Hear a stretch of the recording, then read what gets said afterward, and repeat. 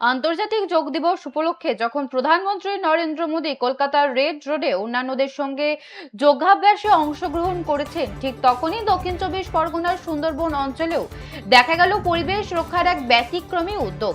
দক্ষিণ চব্বিশ পরগনা জেলার পাথর প্রতিমা ও রায়দিঘির বিভিন্ন প্রান্তে বন দপ্তরের উদ্যোগে আন্তর্জাতিক যোগ দিবস পালনের পাশাপাশি সুন্দরবনকে বাঁচানোর বিশেষ কর্মসূচি গ্রহণ করা হয়। পাথর প্রতিমা বন দপ্তরের উদ্যোগে গভীর জঙ্গলের মধ্যে যোগ প্রদর্শনীর আয়োজন করা হয়। বিভিন্ন স্তরের মানুষ এতে অংশগ্রহণ করেন। অনুষ্ঠানের মূল বার্তা ছিল একটি গাছ একটি প্রাণ এবং গাছ লাগাও প্রাণ বাঁচাও। সুন্দরবনের নদী, বাঁধ ও পরিবেশ রক্ষার লক্ষ্যে বিভিন্ন এলাকার ম্যানগ্রোভ চারা রোপণ করা হয়। এই কর্মসূচির নেতৃত্ব দেন রামগঙ্গা বন দপ্তরের রেঞ্জার শেখ কবির হোসেন। অন্যদিকে রায়দিঘি বিধানসভার এলাকার বিশিষ্ট সমাজসেবী শঙ্কর হালদার আজকের দিনে নদী, বাঁধ, জঙ্গলের হাত থেকে সুন্দরবনবাসীকে মুক্তি দিতে স্বনির্ভর গোষ্ঠীর মহিলাদের সঙ্গে নিয়ে বৃক্ষরোপণ কর্মসূচিতে অংশগ্রহণ করে।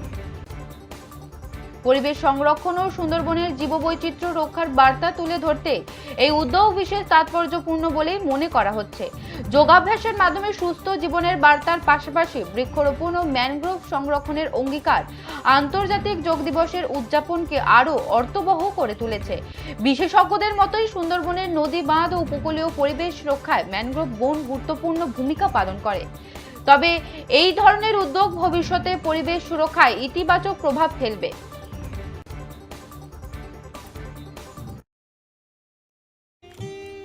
আমরা এই ভিড়ে এসে ঠেকেছি, যেখানে পত্র পত্রিকা থেকে শুরু করে টেলিভিশন থেকে শুরু করে প্রতিনিয়ত বড় মানুষ বলতে কত ভালো জামা কাপড় পরেছে, কত টাকা আছে, পলিটিক্যালি বা লোকালি কতটা পাওয়ার হোল্ড করে, কিংবা কার গায়ে কত শক্তি আছে, সেটা দিয়ে আমরা বিচার করি যে কত বড় মানুষ তৈরি বা মানুষ পরিমাপ করার এগুলো কোনো পরিমাপ হওয়ার উচিত কি?